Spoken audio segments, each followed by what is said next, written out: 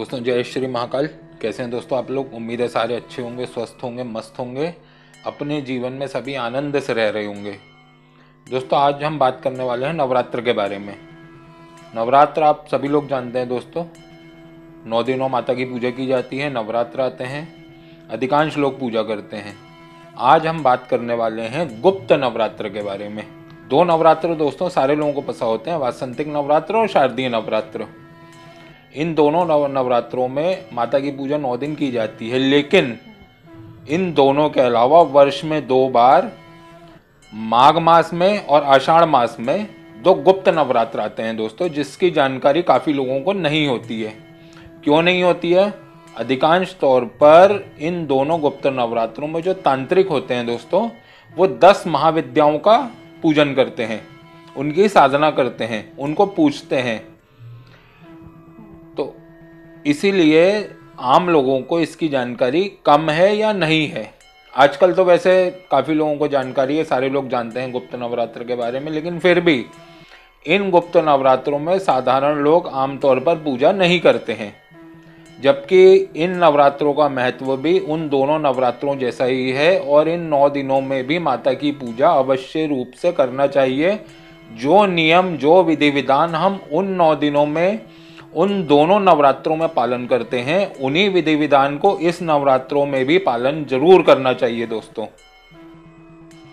तो दोस्तों गुप्त नवरात्र की मैं सबसे पहले आपको एक थोड़ी सी कथा बताते चलूं पुरानी, कि गुप्त नवरात्र कब अस्तित्व में आए और लोगों को इसका कैसे पता चला। दोस्तों एक ऋषि हुआ करते थे, ऋषि श्रृंगी। एक बार वो अपने भक्तों को बैठ के प्रवचन दे रहे थे, तो प्रवचन देते समय एक महिला उठकर उनके पास आई और उनसे हाथ जोड़कर उस महिला ने निवेदन किया ऋषि श्रृंगी से। ऋषि श्रृंगी से वो कहती हैं कि हे ऋषि, मेरे जो पति हैं वो कुमार्ग पर चल रहे हैं, उन्हें बहुत सारी बुरी आदतें हो गई हैं, वो दुर्व्यसनों में लिप्त हो गए हैं, जिसके कारण से मैं पूजा पाठ अर्चना व्रत त्यौहार उपवास कुछ भी नहीं कर पा रही हूँ। माता की कृपा मुझे प्राप्त नहीं हो रही है। माता अपनी राहें मेरे लिए नहीं खोल रही हैं क्योंकि मेरे पति कुमार्ग पर चल रहे हैं। तब ऋषि श्रृंगी ने उनसे कहा कि जो 2 नवरात्र आते हैं, वासंतिक और शारदीय, इनमें तो सभी लोग पूजा करते हैं। तुम एक काम करो, माघ और आषाढ़ में जो 2 गुप्त नवरात्र आते हैं, जिनमें खास तौर पर 10 महाविद्याओं का पूजन किया जाता है, उसमें मेरे द्वारा बताई हुई विधि विधान से अगर तुम कठोर नियमों का पालन करते हुए उन नवरात्रों में उन 10 महाविद्याओं की पूजा कर सकती हो, तो तुम्हें निश्चित तौर पर लाभ होगा और तुम्हारा जीवन खुशियों से भर जाएगा।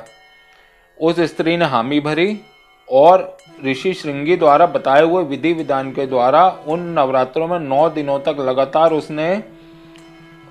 महिला ने पूजा करी, उस साधना करी और उन्हीं के बताए हुए नियमों के हिसाब से करी।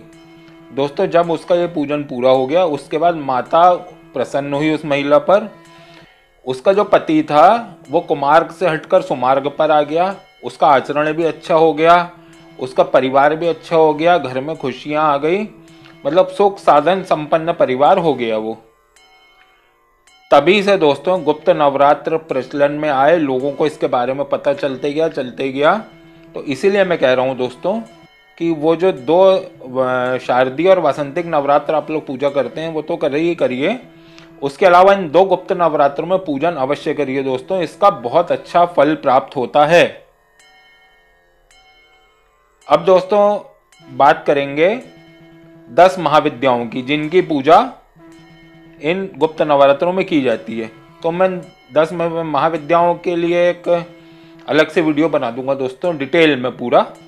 अभी मैं सिर्फ आपको 10 महाविद्याओं के नाम बता देता हूँ, क्या शक्ति होती है, कैसे होती है, उनकी साधना विधान नियम पूजा पाठ, वो बहुत लंबा विषय है दोस्तों, तो उसके लिए हम एक अलग से वीडियो बनाएंगे।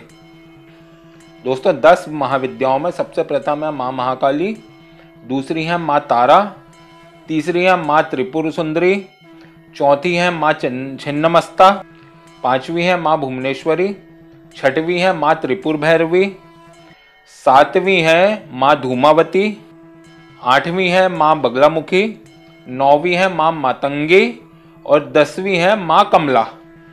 तो दोस्तों ये 10 महाविद्याएं हैं जिनका पूजन आमतौर पर तांत्रिक लोग इन गुप्त नवरात्रों में करते हैं, उनकी सिद्धि करते हैं, उनको मनाने का, उनको बुलाने का, उनके निकट जाने का प्रयास करते हैं विभिन्न विभिन्न तरीकों से। लेकिन मैं आप लोगों को दोस्तों आमतौर पर यह सलाह नहीं दूंगा कि आप लोग जिस विधि विधान से वो करते हैं वो विधि विधान आपको पता होना बहुत ज़रूरी है। तो आप सामान्य तौर पर जो नियम शारदीय नवरात्र वगैरह में आप करते हो, उन नियमों के द्वारा वैसे तो पूजा कर सकते हो जो नॉर्मल होते हैं। मान लीजिए आप व्रत रख रहे हैं, जोत जला रहे हैं, घट स्थापना कर रहे हैं, वो सब आप कर सकते हैं। सुबह शाम आप आरती कर सकते हैं। लेकिन जिस तरीके से तांत्रिक लोग उनका आह्वान करते हैं, जिस नियम से पूजा करते हैं, अगर वो आपको ना पता हो तो मेरी ये सलाह है आप लोगों को कि उस तरीके से बिल्कुल करने की कोशिश मत कीजिएगा। कभी कभी उसका अगर आप गलत करते हैं तो उसका प्रतिकूल प्रभाव भी आपके ऊपर पड़ता है। तो सामान्य तौर पर जैसे आप पूजन करते हैं वो तो जरूर करना चाहिए दोस्तों। व्रत उपवास कर सकें बहुत अच्छी बात है, ना कर सकें कम से कम सुबह शाम आप माता की आरती करके और उन्हें धूप अगरबत्ती तो दिखा ही सकते हैं। तो इतना ही कर लीजिए दोस्तों, ये काफी होता है। अब हम बात करेंगे दोस्तों, जैसा आपने पढ़ ही लिया होगा मेरी हेडिंग में चैनल की, कि इन 9 दिनों में हम ऐसा क्या करें जिससे हमारी समस्याएं दूर हो जाएं। हर व्यक्ति की दोस्तों अलग अलग समस्या होती है।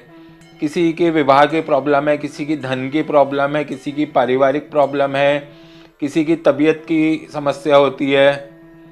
जाने अनजाने हमारे कर्म करने के बाद भी, हमारे अच्छे कर्म करने के बाद भी हम परेशान रहते हैं कई बार। तो दोस्तों इसी के लिए मैं आज छोटी छोटी 4-5 चीज़ें आप लोगों को बताऊंगा, तरीके। इसके अलावा जो समस्याओं के लिए मैं आपको बताने वाला हूं, इसके अलावा अगर कोई समस्या हो तो आप लोग मुझे कमेंट्स में बता सकते हैं। मैं कोशिश करूंगा कि उसका समाधान भी मैं आप लोगों को बता पाऊं। जो अभी जो मतलब क्या कहना चाहिए, जो 5-6 ऐसी समस्याएं दोस्तों जो सामान्य तौर पर होती हैं घरों में, उनके समाधान के लिए मैं आज एक चीज़ बताता हूं जो कि नवरात्रों में एक बहुत छोटे से तरीके से आप खुद अपने घर पे करना है। आपको किसी से कराने की ज़रूरत नहीं है, आपको किसी को धन देने की ज़रूरत नहीं है, आपको कोई पैसा खर्च करने की ज़रूरत नहीं है। आप अपने घर में रहकर उन 9 दिनों में वो चीज़ करके और समस्याओं को काफ़ी हद तक कम कर सकते हैं। ठीक है दोस्तों, तो मैं आपको बताता हूँ छोटी छोटी चीज़ों के बारे में कि कैसे और क्या करना चाहिए। तो ध्यान से सुनिएगा दोस्तों, और हो सके तो करने की कोशिश कीजिए श्रद्धा भाव के साथ। जब आप विश्वास के साथ इस चीज़ को करेंगे, ये मान के करेंगे कि इस चीज़ से मेरा ये चीज़ ठीक हो जाएगी, तो वो ज़रूर होगी दोस्तों। कोई भी चीज़ करने के लिए आपके मन में, आपके दिल में विश्वास का होना बहुत ज़रूरी है। पूर्ण विश्वास और श्रद्धा से आप करके देखिएगा, आपको लाभ जरूर मिलेगा दोस्तों। तो दोस्तों सबसे पहला उपाय मैं बताने जा रहा हूँ कन्याओं के लिए, लड़कियों के लिए जिन्हें अपने मनपसंद वर की तलाश हो। अपनी योग्य और मनपसंद वर को प्राप्त करने के लिए आपको करना यह है दोस्तों, गुप्त नवरात्र जब शुरू होते हैं, ध्यान से सुनिएगा, उसके तीसरे दिन आपको मंदिर में जाना है, गौरी शंकर भगवान के, जहाँ शिव पार्वती जी हों, उस मंदिर में आपको जाना है। मंदिर में जाकर दोनों का पंचोपचार पूजन करना है, भगवान शिव और माँ पार्वती का। उसके बाद दोनों को आपको दूध और जल से स्नान कराना है। दूध और जल से आपने स्नान करा लिए, उनका पंचोपचार आपने पूजन कर लिए। उसके बाद जो मौली होती है, ठीक है, मौली से जो लाल कलर का सूती धागा होता है ना, उससे आपको शिव और पार्वती जी का गठबंधन करना है। ठीक है, एक धागा आपको बांधना है पार्वती जी से और एक धागा आपको बांधना है शिव जी से। ऐसा आपको गठबंधन करना है। तब उनके सामने आपको बैठकर लाल चंदन की माला से 108 बार ये मंत्र पढ़ना है, जो मैं मंत्र आपको बताने वाला हूं। मंत्र मैं बोल के बता रहा हूं दोस्तों, ध्यान से सुनिएगा। कहीं कुछ समझ ना आए आप लोग मुझसे पूछ सकते हैं। हे गौरी शंकर अर्धांगिनी, यथा त्वम शंकर प्रिया, तथा माँ कुरु कल्याणी कांत कांतम सुदुर्लभाम।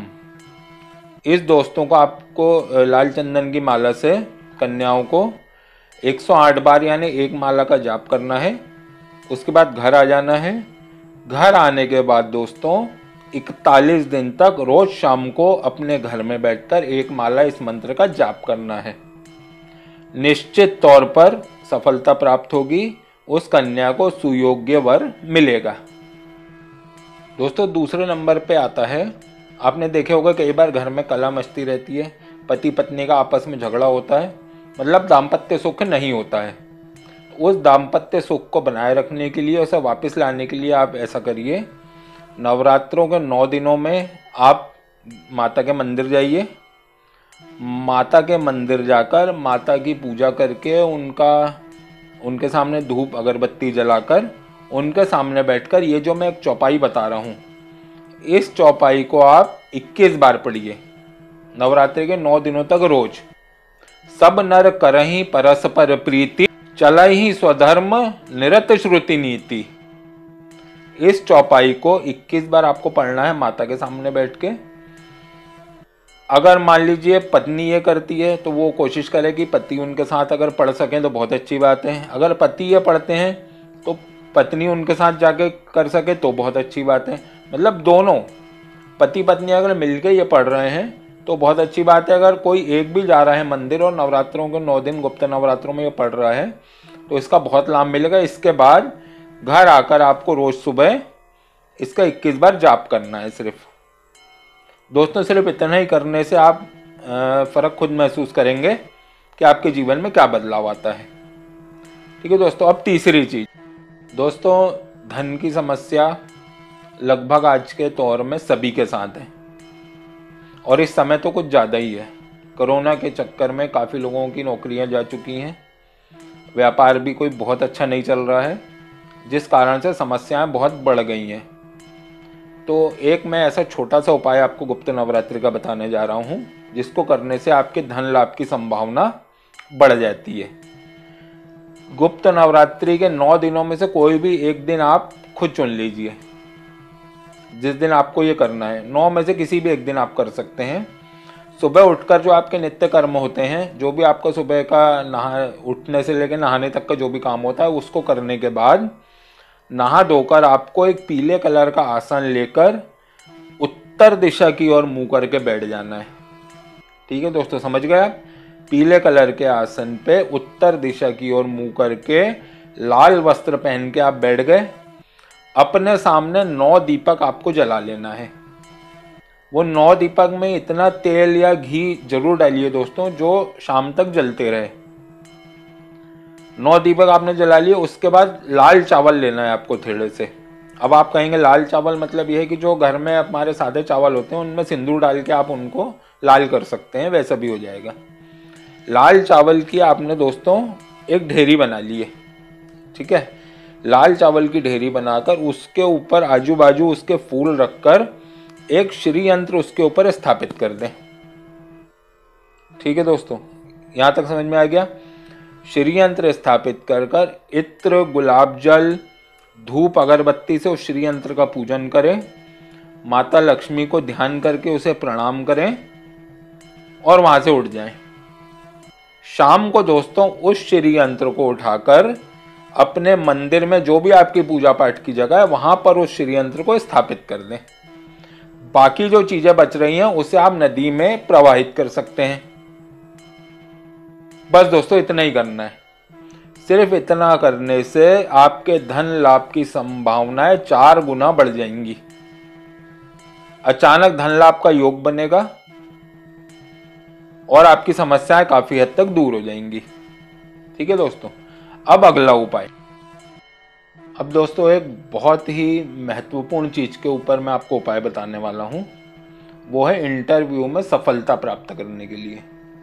कई बार दोस्तों आप लोगों को सब कुछ पता होता है, हम इंटरव्यू देने जाते हैं, वहाँ सारे सवालों के जवाब भी देते हैं, लेकिन वहाँ हमारा चयन नहीं हो पाता है। उसके अलग अलग कारण होते हैं दोस्तों, कभी किसी कारण से नहीं होता है, कभी किसी कारण से नहीं होता है। तो मैं आज आपको एक ऐसी चीज़ बताने वाला हूँ, छोटा सा उपाय, जिसको करने के बाद अगर आप इंटरव्यू आप देने जाते हैं तो आप मान के चलिए लगभग निश्चित तौर पर आपको सफलता जरूर मिलेगी, आपका चयन जरूर होगा। अब करना यह है दोस्तों, उसमें गुप्त नवरात्र जब शुरू होते हैं, ठीक है, आपने पहले दिन नहा धोकर सुबह बढ़िया से एक सफेद आसन पर पूर्व दिशा की ओर मुंह करके बैठना है, ठीक है। अपने सामने एक पीला कपड़ा बिछाना है, उस पीले कपड़े को के ऊपर स्फटिक की एक माला रखना है। दोस्तों आम माला होती है, किसी भी आपको दुकान पे मिल जाएगी, आमतौर पर कोई बहुत महंगी नहीं आती। 108 दानों वाले स्फटिक की माला आपको उस पीले कपड़े के ऊपर रख देना है। उसका आपको कुमकुम और केसर और आपका इत्र से छिड़क देना है उसके ऊपर। कुमकुम, केसर और इत्र से आपको उसका पूजन करना है। उसके बाद आपको धूप बत्ती दिखाना है, मतलब जैसे पूजन करते हैं हम।